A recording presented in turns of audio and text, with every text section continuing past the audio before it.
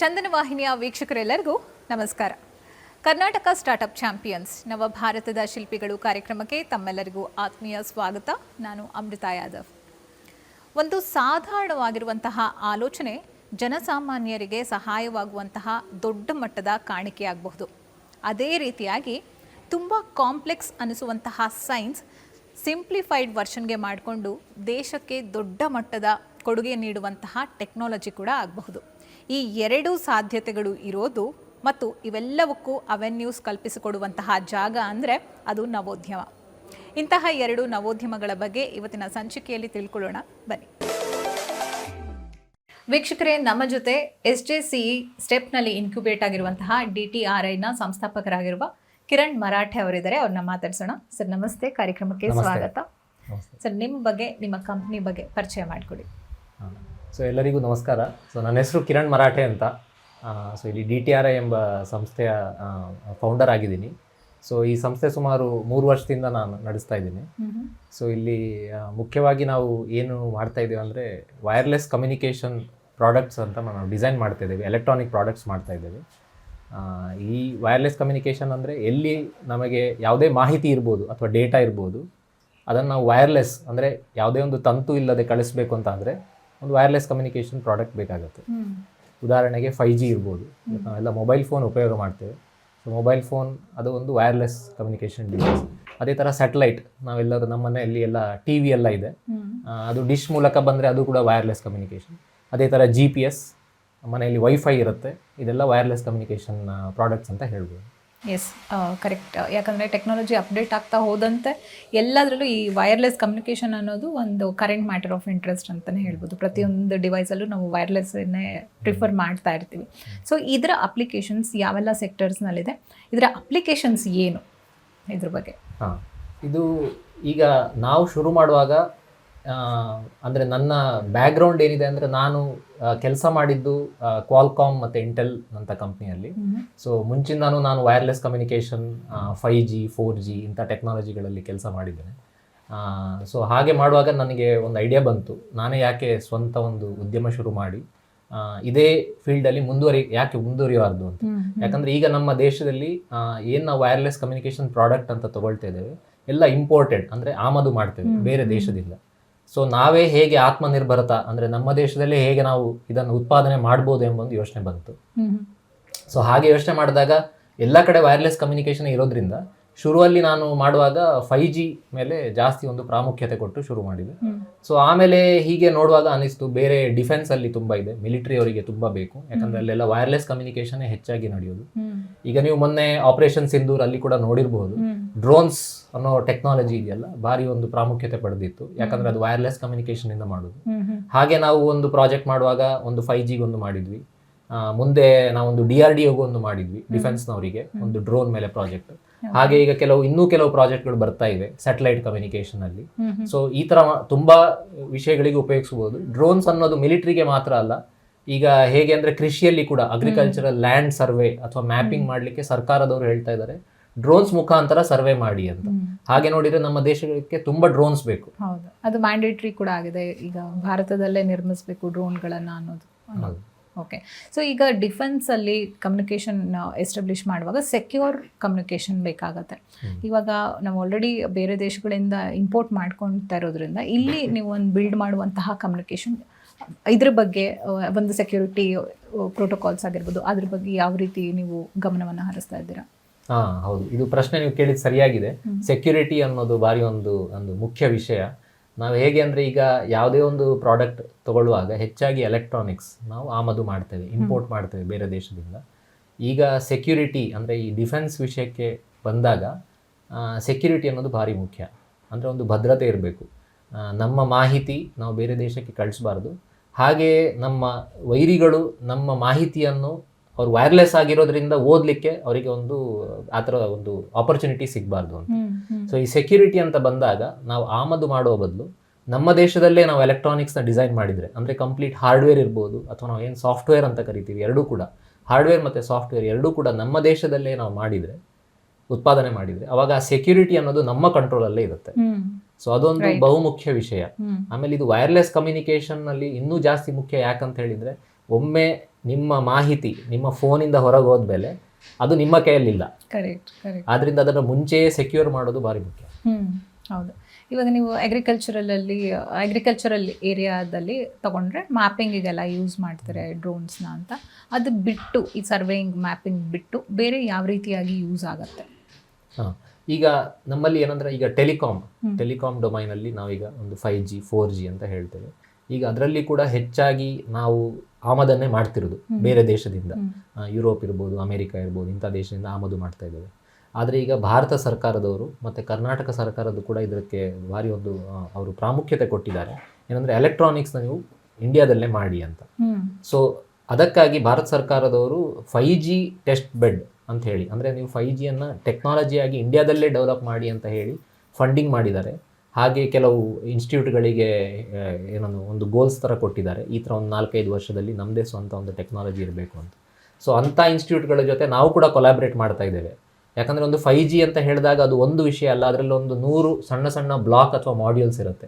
ಎಲ್ಲರೂ ಒಂದೇ ಕಂಪ್ನಿಯವರು ಅಥವಾ ಒಂದೇ ಇನ್ಸ್ಟಿಟ್ಯೂಟ್ನವರು ಮಾಡ್ಲಿಕ್ಕೆ ಆಗೋದಿಲ್ಲ. ಈ ಥರ ಒಂದು 10-20 ಅಥವಾ 30 ಕಂಪನಿ ಒಟ್ಟಿಗೆ ಸೇರಿದರೆ ನಾವೊಂದು 5G ಅಂತ ಒಂದು ದೊಡ್ಡ ಟೆಕ್ನಾಲಜಿಯನ್ನು ಡೆವಲಪ್ ಮಾಡ್ಬೋದು. ಬೇರೆ ದೇಶದವರಿಗೆ 10-15 ವರ್ಷ ಹಿಡಿದಿರ್ಬೋದು, ನಾವು ಅದನ್ನು ಇನ್ನೂ ಬೇಗ ಮಾಡ್ಬೋದು ನಾವೀಗ ಕೊಲಾಬ್ರೇಷನ್ ಅಂತ ಮಾಡಿದರೆ. ಸೊ ಹಾಗೆ ನಾವು ನಮ್ಮ ದೇಶದಲ್ಲಿ ಈಗ 5G ಅಂತ ಟೆಕ್ನಾಲಜಿಗೆ ಕೆಲವೀಗ ನಮ್ಮಿಂದ ಏನು ಮಾಡ್ಬೋದು ವೈರ್ಲೆಸ್ ಪ್ರಾಡಕ್ಟ್, ಅದನ್ನು ನಾವೇ ಇಲ್ಲಿ ಮಾಡ್ತಾ ಇದ್ದೇವೆ. ಓಕೆ. ಈಗ ನಾವು ಜನರಲಿ ಏನು ಮಾಡ್ತಾ ಇದ್ದೀವಿ, ಈಗ ಎಲೆಕ್ಟ್ರಾನಿಕ್ಸ್ ಅನ್ನೋದು ಒಂದು ವಾಸ್ಟ್ ಆ್ಯಂಡ್ ಡೀಪ್ ಫೀಲ್ಡ್.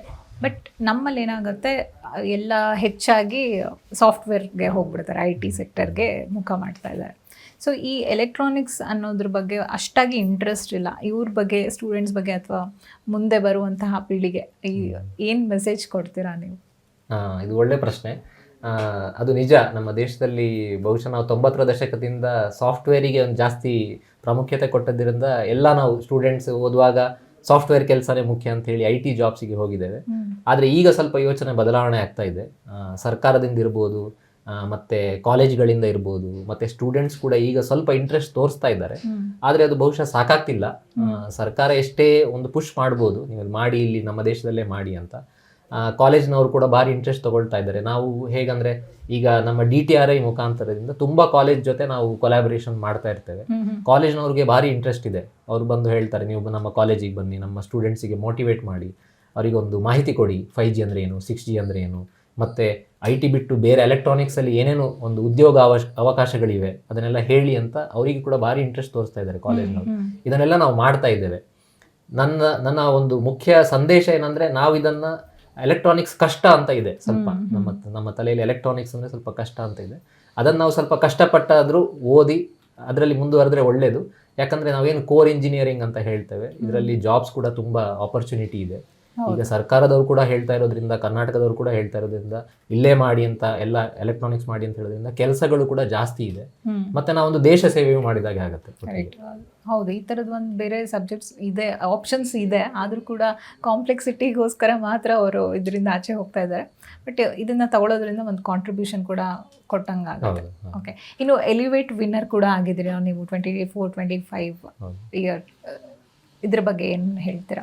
ಎಲಿವೇಟಿಂದ ನಿಮ್ಗೆ ಯಾವ ರೀತಿ ಹೆಲ್ಪ್ ಆಯಿತು, ಮತ್ತು ಕೀಡಮ್ ಅಥವಾ ಸ್ಟೆಪ್ಪಿಂದ ನಿಮ್ಗೆ ಏನಾದರೂ ಸಪೋರ್ಟ್ ಸಿಗ್ತಾ ಇದೆಯಲ್ಲ, ಯಾವ ರೀತಿಯಾಗಿದೆ? ಖಂಡಿತ. ಸೊ ಸ್ಟೆಪ್, ನಾನಿಲ್ಲಿ ಮುಂಚೆ ಬಂದಾಗ ಇಲ್ಲಿ ಸ್ಟೆಪ್ಪಿನ CEO ಆದ ಮಿಸ್ಟರ್ ಶಿವಶಂಕರ್ ಅವರು ಕೇಳಿದರು, ನಿಮ್ಮ ಐಡಿಯಾ ಏನಿದೆ, ಏನು ಮಾಡಬೇಕಂತಿದ್ದೀರಾ ನೀವು ಅಂತ. ನಾನು ಈ ಥರ ಹೇಳಿದೆ, ಒಂದು 5Gಯಲ್ಲಿ ವೈರ್ಲೆಸ್ ಕಮ್ಯುನಿಕೇಷನ್, ಇದು ನನ್ನ ಬ್ಯಾಕ್ಗ್ರೌಂಡ್ ಇರೋದು. ಯಾಕಂದ್ರೆ ನಾನು ಮುಂಚೆಯಿಂದನೂ ಎಲೆಕ್ಟ್ರಾನಿಕ್ಸ್ ಓದಿ ಎಲೆಕ್ಟ್ರಾನಿಕ್ಸ್ ಫೀಲ್ಡಲ್ಲೇ ಕೆಲಸ ಮಾಡ್ತಾ ಇದ್ದೇನೆ ಸುಮಾರು 20 ವರ್ಷದಿಂದ ಬೇರೆ ಬೇರೆ ಕಂಪನಿಗಳಲ್ಲಿ.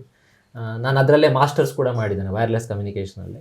ಅವ್ರು ಹೇಳಿದರು, ನಿಮಗೆ ಬ್ಯಾಕ್ಗ್ರೌಂಡ್ ಚೆನ್ನಾಗಿದೆ, ನೀವು ಏನು ಮಾಡಬೇಕಂತಿದ್ದೀರಾ ಹೇಳಿ ಅಂತ. ಈ ಥರ ಹೇಳಿದೆ, ನಮ್ಮದು 5Gಯಲ್ಲಿ ಒಂದು ಪ್ರಾಡಕ್ಟ್ ಮಾಡಬೇಕಂತಿದ್ದೇನೆ ಅಂತ.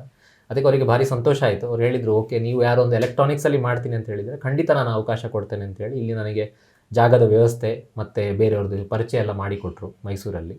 ಸೊ ಹಾಗೆ ನನ್ನ ಜರ್ನಿ ಒಂದು ಸ್ಟಾರ್ಟ್ ಆಯಿತು ಅಲ್ಲಿಂದ. ಹಾಗೆ ಮುಂದುವರಿತಿದ್ದಾಗೆ ಮುಂದೆ ಗೌರ್ಮೆಂಟಿಂದ ಏನೇನು ಪ್ರೋಗ್ರಾಮ್ಸ್ ಇದೆ, ಈಗ ಸೆಂಟ್ರಲ್ ಗೌರ್ಮೆಂಟಿಂದ ನೀವು ಇಲ್ಲಿ ನೋಡ್ತಾ ಇರ್ಬೋದು, ಒಂದು ನಿಧಿ ಪ್ರಯಾಸ ಅಂತ ಒಂದು ಪ್ರೋಗ್ರಾಮ್ ಇದೆ. ಅವ್ರು ಏನಂದರೆ ಎಲೆಕ್ಟ್ರಾನಿಕ್ಸ್ ಪ್ರಾಡಕ್ಟ್ ಮಾಡಿದರೆ ಅವರೇ ಒಂದು ಫಂಡಿಂಗ್ ಮಾಡ್ತಾರೆ. ಸೊ ಅದನ್ನು ಕೂಡ ಅವರು ನನಗೆ ಒಂದು ಪರಿಚಯ ಮಾಡಿಕೊಟ್ರು. ಸೊ ಅದನ್ನು ಅಪ್ಲೈ ಮಾಡಿದ್ವಿ, ಅದು ಒಂದು ಗ್ರ್ಯಾಂಟ್ ಸಿಕ್ತು, ವಿನ್ನರ್ ಆಗಿದ್ವಿ ಅದರಲ್ಲಿ ಕೂಡ 2022ರಲ್ಲಿ. ಹಾಗೆ ಹೋದ ವರ್ಷ ಎಲಿವೇಟ್ ಅನ್ನೋದು, ಇದು ನಮ್ಮ ಕರ್ನಾಟಕ ಸರ್ಕಾರದ ಒಂದು ಭಾರಿ ಒಳ್ಳೆ ಯೋಜನೆ. ಇದರಲ್ಲಿ ಏನಂದರೆ ನಾವು ಏನೋ ಒಂದು ಐಡಿಯಾ ಕೊಡ್ಬೋದು, ಹೊಸ ಐಡಿಯಾ ಏನಾದರೂ ತಾಂತ್ರಿಕತೆ ಇದ್ದದ್ರಲ್ಲಿ ಅವರು ನೋಡಿ ಕೊಡ್ತಾರೆ. ಏನಾದರೂ ಒಂದು ಹೊಸದು ಮಾಡ್ತಾ ಇದ್ದೇವೆ, ಆವಿಷ್ಕಾರ ಇದೆ ಅಂತ ಅಂದರೆ, ಸೊ ಅದು ಕೂಡ ನಮಗೆ ಒಂದು ಒಳ್ಳೆ ಪ್ಲ್ಯಾಟ್ಫಾರ್ಮ್ ಅಂತ ಹೇಳ್ಬೋದು. ಯಾಕಂದರೆ ನಾವು ಅದರಲ್ಲಿ ಪಾರ್ಟಿಸಿಪೇಟ್ ಮಾಡಿದ್ವಿ, 1000ದಷ್ಟು ಕಂಪನಿಗಳು ಬಂದಿದ್ದು, ಅದರಲ್ಲಿ ನಾವೊಂದು ವಿನ್ನರ್ ಆಗಿದ್ದು ನಮಗೆ ಭಾರಿ ಖುಷಿ ಇದೆ. ಮತ್ತು ಇನ್ನೊಂದೇನೆಂದರೆ, ನಾವು ಕರ್ನಾಟಕ ಸರ್ಕಾರದಿಂದ ನಮಗೆ ಒಂದು ಪ್ರಶಸ್ತಿ ಸಿಕ್ಕಿದೆ ಅಂತ ಆದಾಗ ನಮಗೆ ತುಂಬ ಜನರಿಗೆ ಗೊತ್ತಾಗುತ್ತೆ, ನಮಗೆ ಕಸ್ಟಮರ್ಸ್ ಕೂಡ ಬರ್ತಾರೆ, ಅವರು ನಾವೇನೋ ಒಂದು ಮಾಡಿದ್ದೇವೆ ಅಂತ ಅವರಿಗೂ ಅನಿಸ್ತಾ ಇದೆ. ಏನೋ ಒಂದು ಮೈಸೂರು ಅಂದರೆ ಬೆಂಗಳೂರಿಗೆ ಮೇಜರ್ ಅಲ್ಲ, ನಾವು ಸಿಲಿಕಾನ್ ವ್ಯಾಲಿ ಅಂತ ಕರಿತೇವೆ, ಆದರೆ ಒಂದು ಮೈಸೂರಲ್ಲಿ ಕೂಡ ಕೂತ್ಕೊಂಡು ಏನೋ ಒಂದು ಮಾಡ್ತಾ ಇದ್ದಾರೆ ಅನ್ನೋದು ನಮ್ಗೆ ಒಂದು ವಿಸಿಬಿಲಿಟಿ ಬಂತು ಈ ಎಲಿವೇಟ್ ಬಹುಮಾನದಿಂದ. ಹಾಗೆ ಸಪೋರ್ಟ್ ಕೂಡ ಸಿಗ್ತಾ ಇದೆ. ಅವರು ನಮ್ಮನ್ನು ಇಂಡಿಯನ್ ಇನ್ಸ್ಟಿಟ್ಯೂಟ್ ಆಫ್ ಸೈನ್ಸ್ ಅಲ್ಲೆಲ್ಲ ಇಂಟ್ರೊಡ್ಯೂಸ್ ಮಾಡಿದ್ದಾರೆ, ಸೊ ಅಲ್ಲಿ ಎಕ್ಸ್ಪರ್ಟ್ಸ್ ಇದ್ದಾರೆ, ಪ್ರೊಫೆಸರ್ಸ್ ಇದ್ದಾರೆ, ಸೊ ಅವರ ಸಪೋರ್ಟ್ ಕೂಡ ನಮಗೆ ಸಿಗ್ತಾ ಇದೆ. ಓಕೆ, ಕನೆಕ್ಟಿವಿಟಿ ಬಿಲ್ಡ್ ಆಗ್ತಾ ಇದೆ. ಓಕೆ ಸರ್, DTRI ಮೂಲಕ ಒಂದು ಇನ್ವೆಂಟ್ರಿ ವರ್ಕ್ ಮಾಡ್ತಾ ಇದ್ದೀರಾ, ದೇಶಕ್ಕೆ ಕಾಂಟ್ರಿಬ್ಯೂಷನ್ ಸಿಗ್ತಾ ಇದೆ ನಿಮ್ಮ ಕಡೆಯಿಂದ. ಥ್ಯಾಂಕ್ ಯು ಸೋ ಮಚ್ ಇಷ್ಟೆಲ್ಲ ಮಾಹಿತಿಯನ್ನು ನಮ್ಮ ಜೊತೆ ಹಂಚಿಕೊಂಡಿದ್ದಕ್ಕೆ. ಧನ್ಯವಾದಗಳು ನನಗೆ ಅವಕಾಶ ಕೊಟ್ಟಿದ್ದಕ್ಕೆ. ವೀಕ್ಷಕರೇ, ಈಗ ನಮ್ಮ ಜೊತೆ ಲೂಪ್ ಸ್ಕ್ವೀಕಿ ಫೌಂಡರ್ ಆಗಿರುವ ರಾಯಲ್ ರೆಬೆಲ್ ಅವರು ಇದ್ದಾರೆ, ಅವ್ರನ್ನ ಮಾತಾಡ್ಸೋಣ. ಸರ್ ನಮಸ್ತೆ, ಕಾರ್ಯಕ್ರಮಕ್ಕೆ ಸ್ವಾಗತ. ನಮಸ್ತೆ. ಏನಿದು ಸ್ಕ್ವೀಕಿ ಹೆಸರೇನೆ ತುಂಬ ಇಂಟ್ರೆಸ್ಟಿಂಗ್ ಆಗಿದೆ. ಸೊ ನಿಮ್ಮ ಪ್ರಾಡಕ್ಟ್ ಬಗ್ಗೆ, ನಿಮ್ಮ ಕಂಪ್ನಿ ಬಗ್ಗೆ ಹೇಳಿ. ಸೊ ನಾವು ಅದನ್ನು ಇಂಟ್ರೆಸ್ಟಿಂಗ್ ಇರಬೇಕು ಅಂತಲೇ ಅದನ್ನು ಸ್ಕ್ವೀಕಿ ಅಂತ ಇಟ್ಟಿರೋದು. ಓಕೆ. ನಾವು ಜನರಲಿ ಮನೆಗಳಲ್ಲಿ ನಾವು ತುಂಬ ಕಷ್ಟಪಟ್ಟು ದುಡಿತೀವಿ, ಆಮೇಲೆ ಸುಮಾರು ವಸ್ತುಗಳನ್ನ ತೊಗೋತೀವಿ, ಬಟ್ ನಾವು ಅದನ್ನು ಮೇಂಟೈನ್ ಮಾಡೋದಿಲ್ಲ. ಕರೆಕ್ಟ್. ಸೊ ನಾವು ಅದನ್ನು ಹೇಗೆ ಮೇಂಟೈನ್ ಮಾಡೋದು ಅಂತ ಅದನ್ನು ಸ್ವಲ್ಪ ಇಂಟ್ರೆಸ್ಟಿಂಗ್ ಆಗಿರಲಿ ಅಂತಲೇ ಸ್ಕ್ವೀಕಿ ಹೆಸರಿಟ್ಟಿರೋದು. ಏನಕ್ಕೆ ಅಂದರೆ, ನಮಗೆ ಇವಾಗ ನಾವು ಮನೆಯೊಳಗೆ ಹೋಗುವಾಗ ಮೇನ್ ಡೋರು ಓಪನ್ ಮಾಡಿದಾಗ ಆ ಕುಯಿಂಗ್ ಸೌಂಡ್ ಬರುತ್ತಲ್ಲ, ಓಕೆ, ಅದನ್ನು ಸ್ಕ್ವೀಕ್ ಅಂತ ಕರಿತೀವಿ. ಸೊ ಯಾವಾಗ ನಮಗೆ ಸ್ಕ್ವೀಕ್ ಕೇಳಿಸುತ್ತೆ ಆವಾಗ ನಮ್ಗೆ ಜ್ಞಾಪಕ ಬರುತ್ತೆ, ಓ ನನ್ನ ಹತ್ರ ಸ್ಕ್ವೀಕಿ ಇದೆ, ಸೊ ನಾನೇ ಸರಿ ಮಾಡ್ಬೋದು ಅಂತ ನಾನು ತೆಗೆದು ಅದನ್ನು ಸ್ಪ್ರೇ ಮಾಡಿ ಇಮಿಡಿಯೇಟಾಗಿ ಅದನ್ನು ಸಾಲ್ವ್ ಮಾಡ್ಬೋದು. ಈ ಥರ ನಾವು ಮನೆಯಲ್ಲಿ ಎಲ್ಲ ವಸ್ತುಗಳನ್ನ ಇದೇ ಥರ ಮೇಂಟೈನ್ ಮಾಡಿ ಅದನ್ನು ನಾವು ಚೆನ್ನಾಗಿ ಇಟ್ಕೋಬೋದು. ಸೊ ಒಂದು ಎಕ್ಸಾಂಪಲ್ ಏನಂದರೆ, ನಾವು ಡೋರ್ನ ಓಪನ್ ಮಾಡಿದಾಗ ಸೌಂಡ್ ಬರೋ ಬದಲು ಚೆನ್ನಾಗಿ ಸ್ಮೂತಾಗಿ ಓಪನ್ ಆದರೆ ನಮಗೆ ಖುಷಿ ಆಗುತ್ತೆ. ಹೌದು, ಎಕ್ಸಾಕ್ಟ್ಲಿ. ನೀವು ಹೇಳ್ದಂಗೆ ನಾವು ಯಾವುದಾದ್ರೂ ಒಂದು ವಸ್ತುವನ್ನು, ಯಾವುದೇ ಆಗಿರಲಿ, ಅದು ಮನೆಗೆ ಉಪಯೋಗ ಆಗಿರ್ಬೋದು, ಒಂದು ವಾಹನ ಆಗಿರ್ಬೋದು, ಯಾವುದೋ ಒಂದು ಡಿವೈಸ್ ಇರ್ಬೋದು, ಕೊಂಡ್ಕೊಳ್ಳುವಾಗಿರುವಂತಹ ಇಂಟ್ರೆಸ್ಟು ಅದಾದಮೇಲೆ ಬಳಸ್ತಾ ಹೊರಟೋಗ್ಬಿಡುತ್ತೆ. ನೆಗ್ಲೆಕ್ಟ್ ಮಾಡೋದೇ ಜಾಸ್ತಿ ಆಗಿರುತ್ತೆ, ಮೇಂಟೈನ್ ಮಾಡೋದು ಕಮ್ಮಿ. ಸೊ ಈ ಸ್ಕ್ವೀಕಿ ಪ್ರಾಡಕ್ಟ್ನ ಎಲ್ಲೆಲ್ಲಿ ಯೂಸ್ ಮಾಡ್ಬೋದು, ಯಾವ್ಯಾವ ವಸ್ತುಗಳ ಮೇಲೆ ಸ್ಪ್ರೇ ಮಾಡ್ಬೋದು, ಇದ್ರ ಬಗ್ಗೆ, ಮತ್ತು ಇದರಿಂದ ಏನಾದರೂ ಬೇರೆ ಥರದ ಯೂಸಸ್ ಇದೆಯಾ ಇದಷ್ಟೇ ಅಲ್ಲದೆ?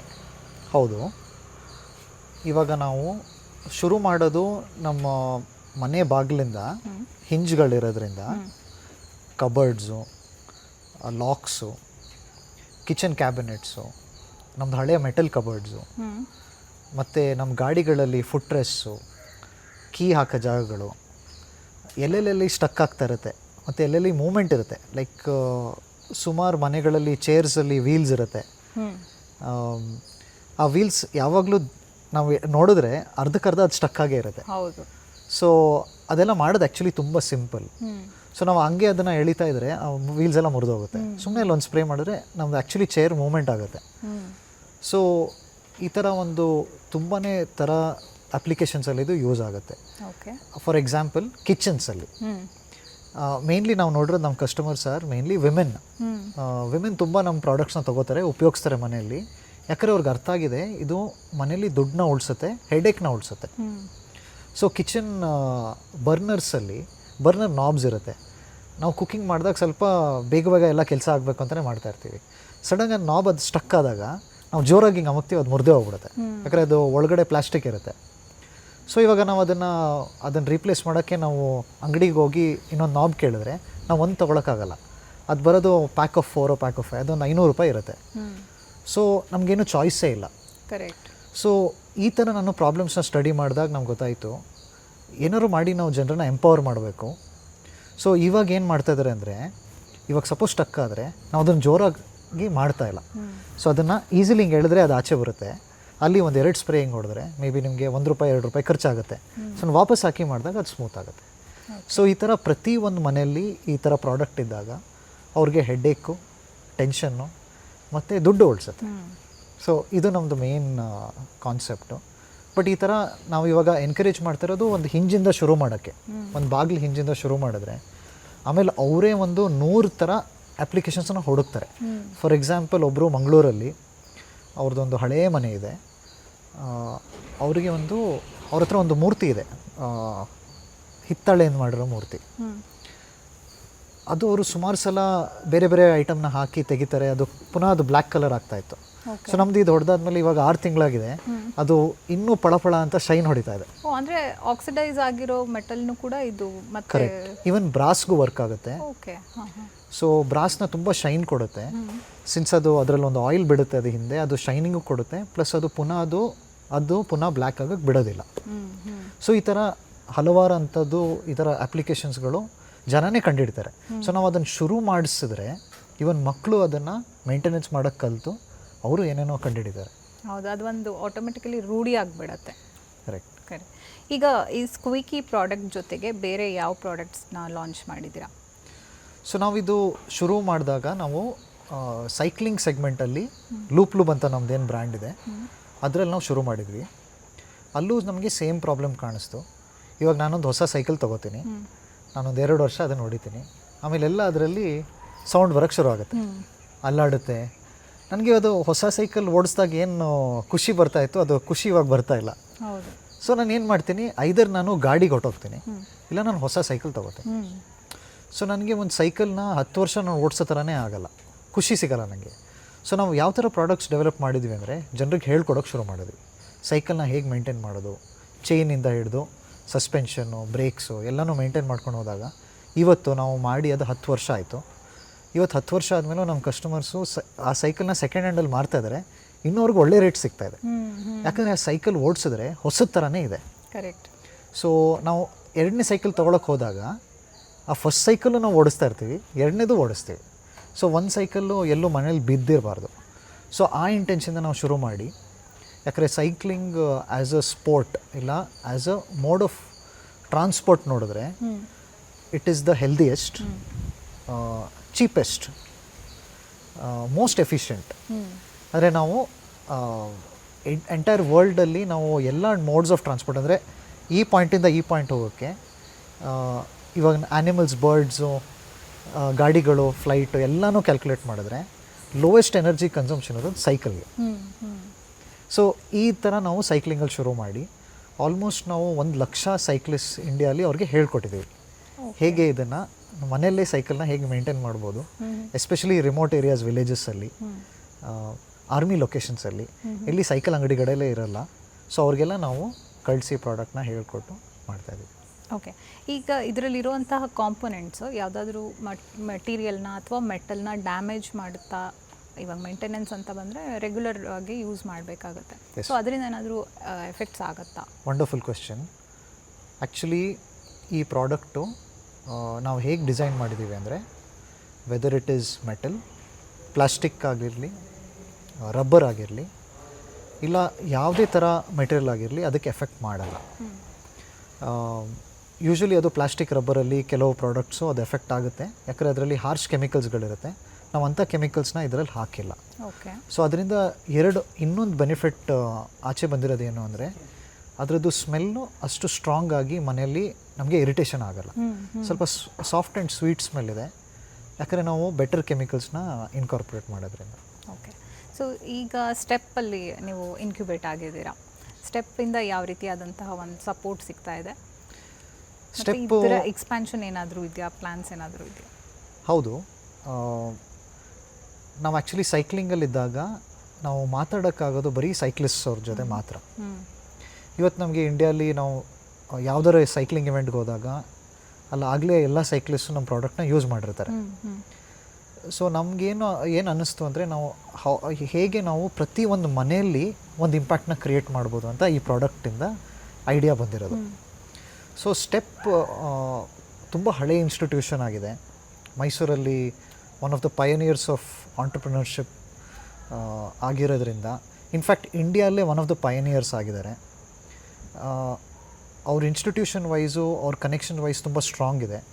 ಬಟ್ ಇವತ್ತು ಗೌರ್ಮೆಂಟ್ ಇನಿಷಿಯೇಟಿವ್ಸಿಂದನೂ ಸ್ಟೆಪ್ಪಿಂದನೂ ನಮ್ಮ ಥರ ಇರೋರು ಸ್ಮಾಲ್ ಆಂಟ್ರಪ್ರಿನರ್ಸ್ಗೆ ಒಂದು ಪ್ಲ್ಯಾಟ್ಫಾರ್ಮ್ ಸಿಗ್ತಾ ಇದೆ.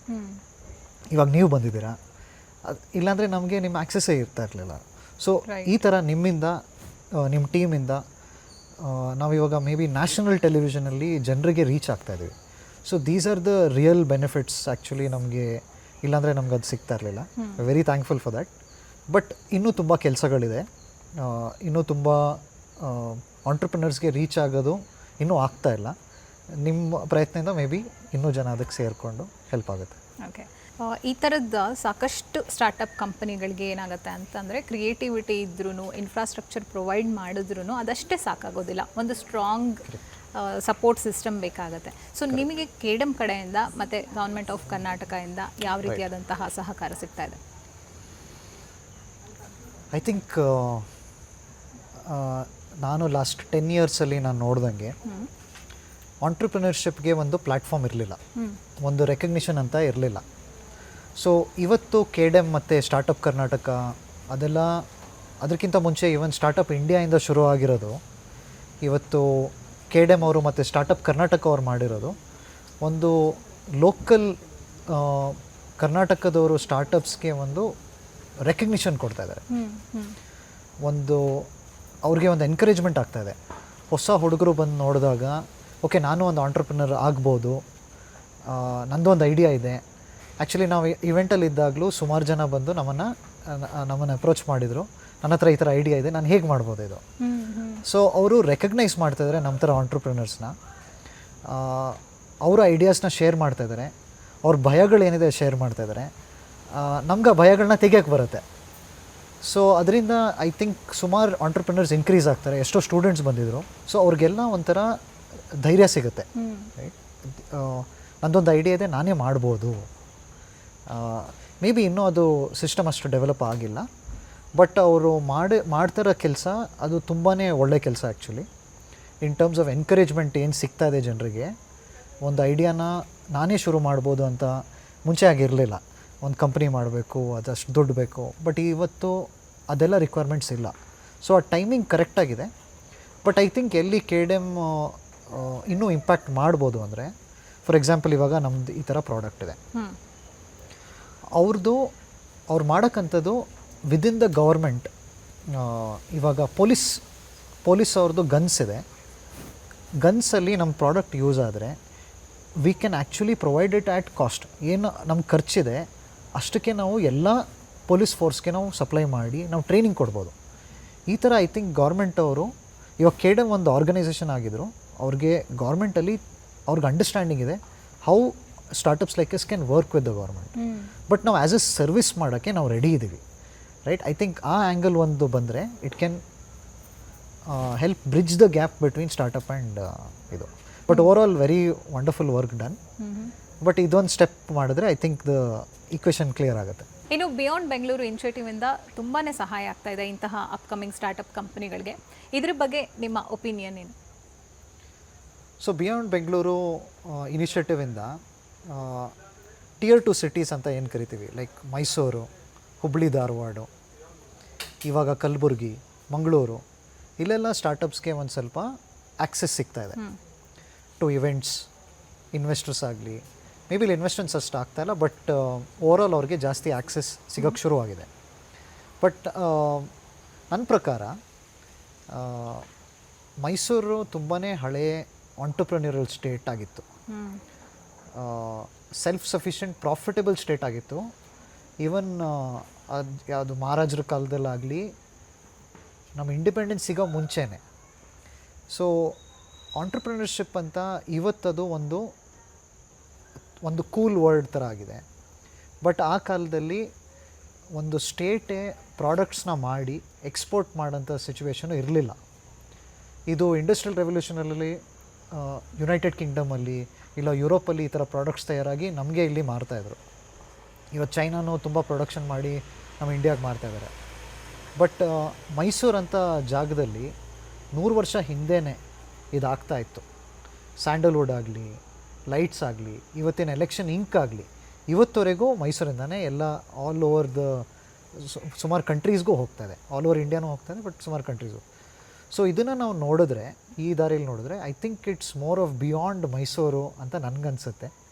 ಸೊ ಬ್ಯಾಂಗ್ಳೂರು ಒಂದು ಎಕ್ಸ್ಟೆನ್ಷನ್ ಆಫ್ ಮೈಸೂರು ಆಗಿತ್ತು, ಬಟ್ ಅದು ಇವತ್ತು ಡೈಲ್ಯೂಟ್ ಆಗಿದೆ. ಆ ಸ್ಟೋರೀಸ್ ಜನರಿಗೆ ಗೊತ್ತಿಲ್ಲ.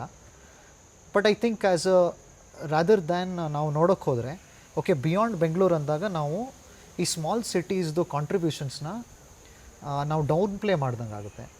I think rather it should be together as Karnataka. ಎಲ್ಲ ಸಿಟೀಸು ಒಟ್ಟಿಗೆ ಬಂದು ಹೇಗೆ ಕೆಲಸ ಮಾಡ್ಬೋದು, ಒಂದು ಡಿಫ್ರೆನ್ಸ್ ಬಿಟ್ವೀನ್ ಬೆಂಗಳೂರು ಮೈಸೂರು ಇರಬಾರ್ದು. ಎಲ್ಲರೂ ಒಟ್ಟಿಗೆ ಬಂದು ಮಾಡಿದ್ರೆ ಅದಕ್ಕೆ ಸ್ಟ್ರೆಂತ್ ಇದೆ. ಅದೇ ಥರ ನಾವು ಬರೀ ಕರ್ನಾಟಕ ಅಂತ ಮಾಡಿದ್ರೂ ನಮ್ಮದು ಸ್ಟ್ರೆಂತ್ ಹಾಳಾಗುತ್ತೆ.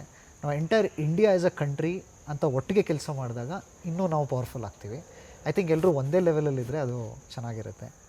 So I think some terms can be changed, but beyond Bengaluru is a good start to the initiative. I think totally as Karnataka ನಾವು ಒಟ್ಟಿಗೆ ಬಂದು ಕೆಲಸ ಮಾಡಿದ್ರೆ ವರ್ಕ್ ಆಗುತ್ತೆ. ಸೊ ನಮಗೆ ಯೂಶ್ವಲಿ ಒಂದು ರೆಗ್ಯುಲರ್ ಕ್ಲೀನಿಂಗ್ ಏಜೆಂಟ್ಸ್ ಬಗ್ಗೆ ಮಾತ್ರನೇ ಗೊತ್ತಿರುತ್ತೆ ಎಲ್ಲ ಹೌಸ್ ಹೋಲ್ಡಲ್ಲೂ ಕೂಡ. ಈ ಥರದ ಒಂದು ಡಿಫ್ರೆಂಟ್ ಪ್ರಾಡಕ್ಟ್ನ ಪರಿಚಯ ಮಾಡಿಕೊಟ್ಟಿರೋದಕ್ಕೆ ಮತ್ತು ಇದರಿಂದ ತುಂಬಾ ಬೆನಿಫಿಟ್ಸ್ ಇದೆ. ಒಂದು ಲ್ಯಾಕ್ ಆಫ್ ಮೇಂಟೆನೆನ್ಸಿಂದ ಇಡೀ ಒಂದು ವಸ್ತುನ ರೀಪ್ಲೇಸ್ ಮಾಡಬೇಕು ಇಲ್ಲ ಮಾರಬೇಕು ಅನ್ನೋ ಒಂದು ಇದಕ್ಕೆ ಸಬ್ಸ್ಟಿಟ್ಯೂಟ್ ಆಗಿ ಬಂದಿರುವಂತಹ ಉಪಾಯ ಅಂತಲೇ ಹೇಳ್ಬೋದು. ಇದೇ ರೀತಿಯಾದಂತಹ ಎಸೆನ್ಷಿಯಲ್ ಪ್ರಾಡಕ್ಟ್ಸ್ ನಿಮ್ಮ ಕಂಪನಿಯಿಂದ ಇನ್ನೂ ಹೆಚ್ಚಾಗಿ ಬರಲಿ ಅಂತ ನಾವು ಕೂಡ ವಿಶ್ ಮಾಡ್ತೀವಿ. Thank you so much. Thank you madam.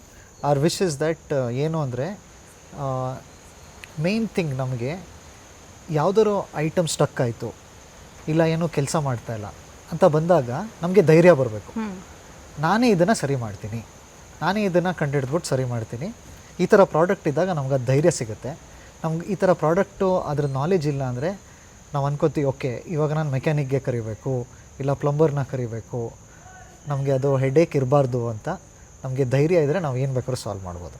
ಇದು ನಾಟ್ ಜಸ್ಟ್ ನಮ್ಮ ಪ್ರಾಡಕ್ಟಲ್ಲಿ ಬಟ್ ಲೈಫಲ್ಲೇ ಇದೊಂಥರ ನಮಗೂ ಲೆಸನ್ ಅದು. Very good. So I wish that everybody can gain the courage to fix things by themselves. Thank you. Thank you madam. ಪ್ರತಿಯೊಂದು ಐಡಿಯಾನು unique ಆಗಿರುತ್ತೆ.